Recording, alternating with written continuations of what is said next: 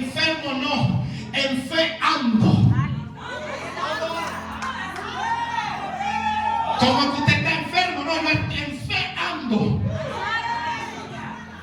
Hello. Hello. Gloria a Dios. ¿Qué dice la escritura? En Génesis capítulo 12, que Dios había llamado a Abraham a salir de su tierra y de su parentela. Pero Abraham todavía estaba bajo la tutela de papá. Para los antiguos era muy importante que el patriarca, el cabecilla, mientras éste estuviera vivo, era quien tenía la última decisión. Por eso dice Génesis 12, Dios le había hablado a Abraham que saliera de su tierra. Pero también dice, y muerto su padre, entonces Abraham empezó a avanzar hasta donde Dios le dijo. Porque hay cosas que no avanzan en nuestra vida hasta que hay otras que mueren primero. Y por eso en tu identidad hay cosas que se tienen que romper primero. Y estoy hablando de fe, pero no estoy hablando de fe de mi afuera. Estoy hablando de fe de mi adentro.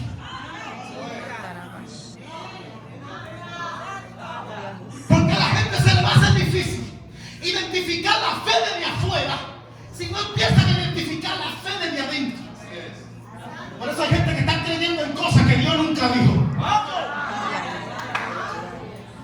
Y la fe no es lo que yo quiera, la fe es lo que Dios dijo.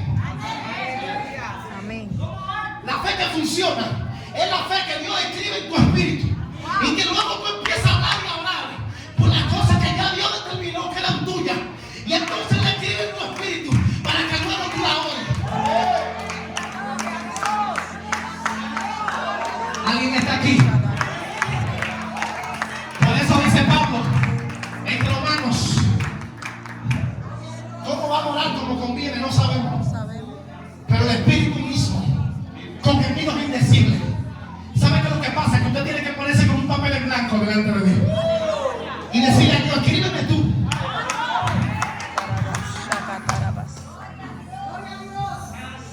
Cuando Abraham sale y empieza a caminar, porque la fe empieza a funcionar cuando tú empiezas a caminar. No me hable de una fe que no se mueve. La Biblia dice que la fe sin obra es muerta. Cuando Abraham sale, entonces Dios empieza a llevarlo donde es y empieza a revelarle un sinnúmero de promesas y le dice, te haré grande. Diga conmigo, te haré grande. Y todos sabemos las cosas lindas que Dios le dijo a Abraham. Te bendeciré, te daré una descendencia grande. Y dice la Biblia que Dios le cambió su nombre.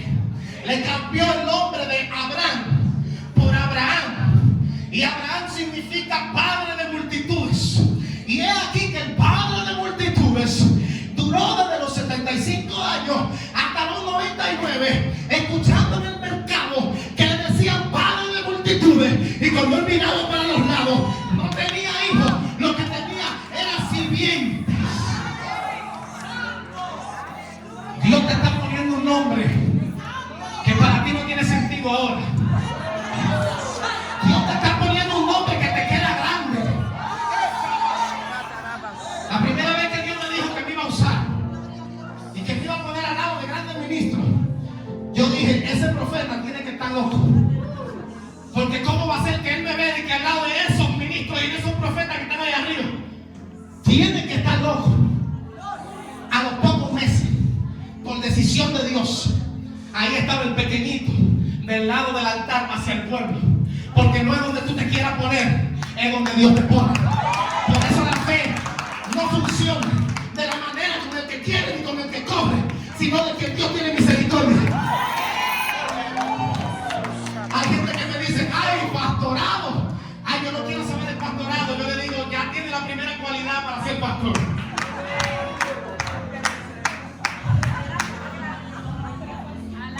Porque la mayoría de gente que quieren ser pastores porque no saben lo que es eso. Y por lo regular el que no quiere, entonces Dios dice, ese califica.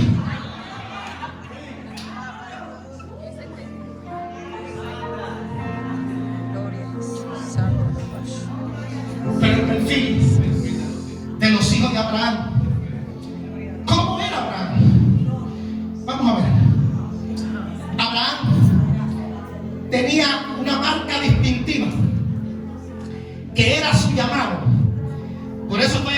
en esta noche con llamados. ¿Cuántos son llamados? Y escogidos. No estoy hablando con enganchados, estoy hablando con llamados. No estoy hablando con gente que se han enamorado del llamado para exhibir lo que el llamado representa. Porque le voy a decir algo a uno de los pastores que están aquí, a la gente que tiene simiente de Dios. Si tú quieres crecer para exhibir tu crecimiento, todavía estás en el espíritu incorrecto. Por eso Dios tiene que trabajar con los Abraham y demoler los 25 años para que aún su intención de crecimiento sea genuina.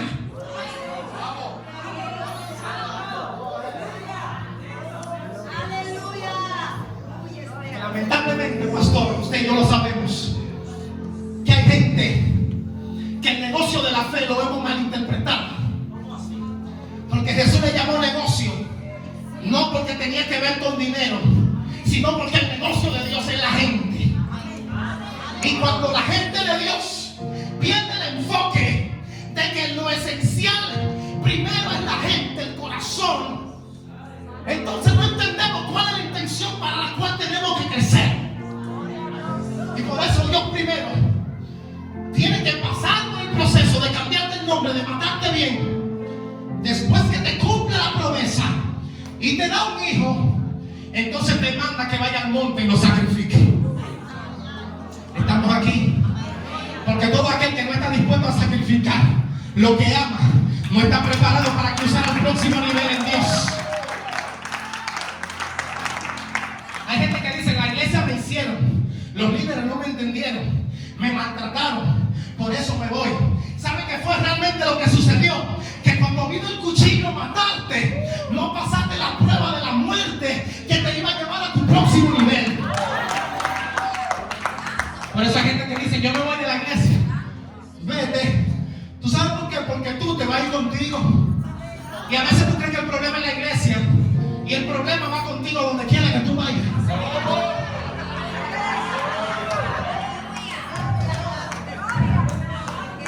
Porque cuando vino el cuchillo que define la identidad y que define si lo que hay en ti es genuino, entonces viene el pataleo y nos damos cuenta si tú lo que quieres cantar para brillar, y nos damos cuenta si tú lo que quieres ministerio para brillar. Hay gente que empieza a decir: yo me voy y yo voy a ver qué va a hacer el pastor cuando yo me vaya. Yo voy a ver qué va a hacer el pastor sin esa ofrenda mía. Pero el pastor lo que vaya a celebrar con la ofrenda más grande que viene después de que tú te vayas. Porque tú lo que te quieres es un estancamiento en la economía y en la finanza de la iglesia, creyendo que el crecimiento de este lugar lo va a dar un hombre. Todo comienza con Dios y termina con Dios. Todo comienza con Él y termina con Él.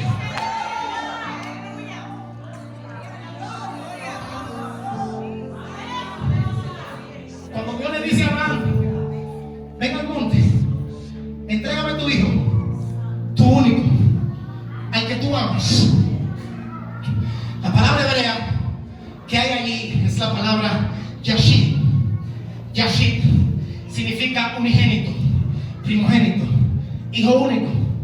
Y por diosidencia es la misma palabra que utiliza Juan para referirse a Dios cuando entregó su Yashid, su hijo. Y como si fuera poco, en el mismo monte donde Abraham entregó su Yashid, 1000 y pico de años después, Dios iba a entregar el Yashid. ¿Sabe qué es lo que te estoy diciendo? Que en el mismo monte donde se revela el sacrificio, es en el mismo monte donde se revela la provisión.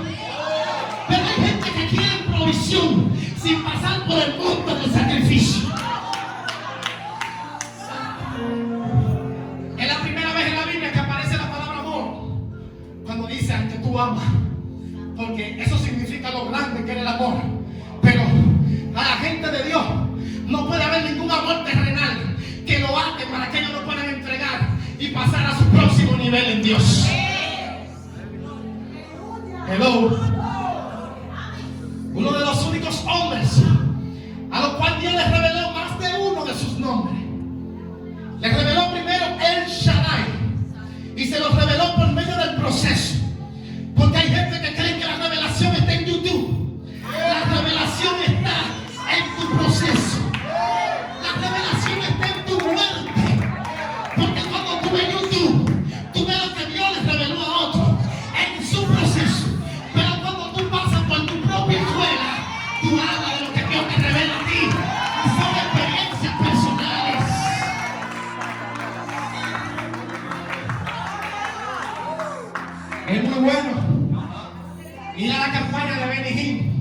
y que te tire el saco y caerte para atrás, buenísimo.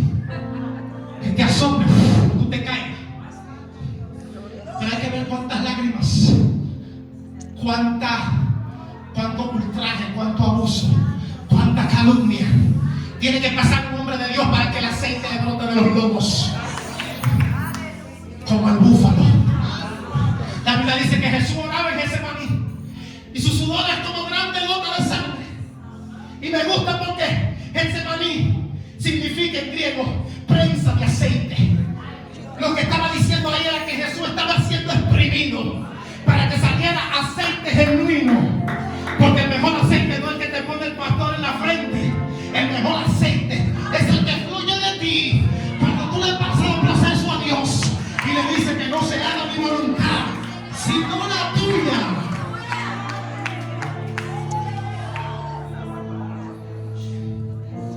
Dile al que está a tu lado, entrégame tu yashir.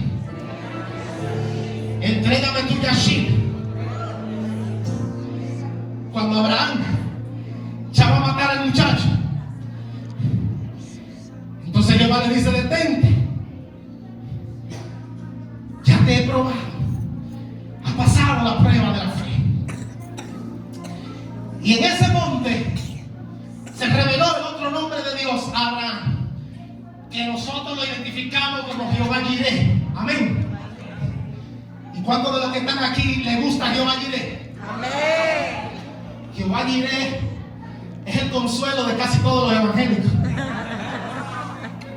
Jehová Jireh tiene 400 cafeterías, 365 salones. Jehová Jireh tiene 4,000 supermercados. Pero hay algo que me gusta de Jehová Jireh, y es que Jehová Jireh no significa Jehová proveerá, como nosotros solemos decir. Incluso hay una traducción que lo dice claro. Lo que dice es que Jehová se proveerá de cordero. Es decir, que Dios se va a proveer para Él mismo. ¿Cuántos están aquí? ¿Usted sabe por qué usted no ve más cosas de Dios? Porque usted quiere que Dios le provea para lo suyo, no para lo de Él.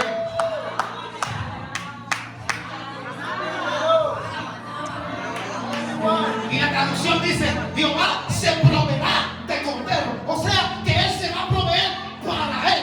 Tú quieres ver a Dios manifestado sobreabundantemente. Pide a Dios, no para lo tuyo, sino para lo de Él. Cuando el pueblo evangélico deja ese egoísmo diabólico, que el 95% de sus oraciones son para ellos y son dame, y dame, y dame, no van a entender lo que es la provisión de Dios, que es para lo de Él. Amén. Por eso me gustaba el lenguaje que estaba hablando el pastor ahorita. Y yo recibí una palabra en mi espíritu, pastor, y yo la creo en el nombre de Jesús. ¿Sabe por qué? El Espíritu ponía en mi corazón que los 10 millones son el número tuyo, pero el Señor te dice que el número de Él es mayor todavía. Pero los 10 millones son la primera semillita de fe que tú estás desatando de parte de Dios. Pero dice el Señor en este día, y que quede escrito aquí en tablas y en piedra, que el número de Él es más grande para lo que Él tiene y para lo que Él te va a entregar. Si se lo va a dar, dáselo fuerte. Estoy terminando.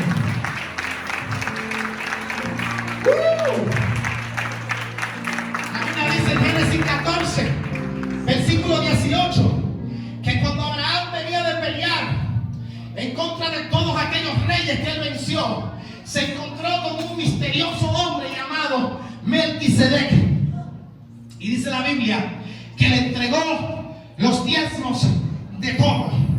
Te voy a decir algo: los que tienen el perfil de Abraham son gente diezmadora. Levante su mano y diga: los que tienen el perfil de Abraham son gente diezmadora.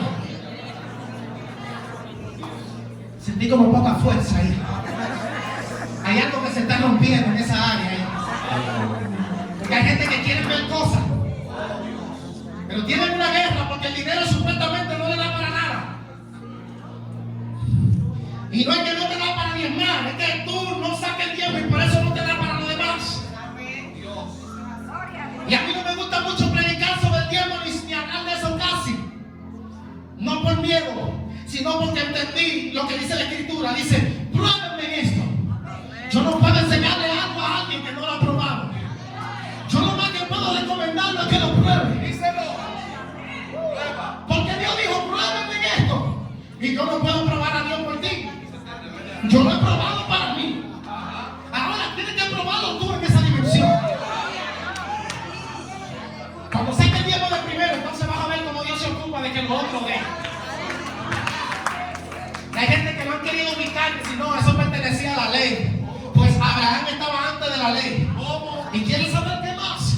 Dice la Biblia que cuando Abraham diezmó a Melquisedec, Leví, que estaba dentro de él, también entregó los diezmos a Melquisedec, haciendo entender que Cristo, que representaba a Melquisedec en ese momento, era más grande que Moisés y era más grande que Abraham y que todos ellos. Y algo más también revela eso. ¿Quién fue que diezmó? Santo Dios. Abraham. Diga conmigo, ¿quién fue que diezmó? Abraham. Pero dice el libro de Hebreos que diezmó Leví dentro de él. ¿Sabe qué quiere decir eso? Que cuando tú diezmas a tus hijos, diezmas a tus nietos, diezmas a tus bisnietos, y hay maldiciones que se están rompiendo en tu quinta generación, en tu sexta generación, en tu séptima generación. Los que están en tu globo están recibiendo liberación por medio de ese diezmo.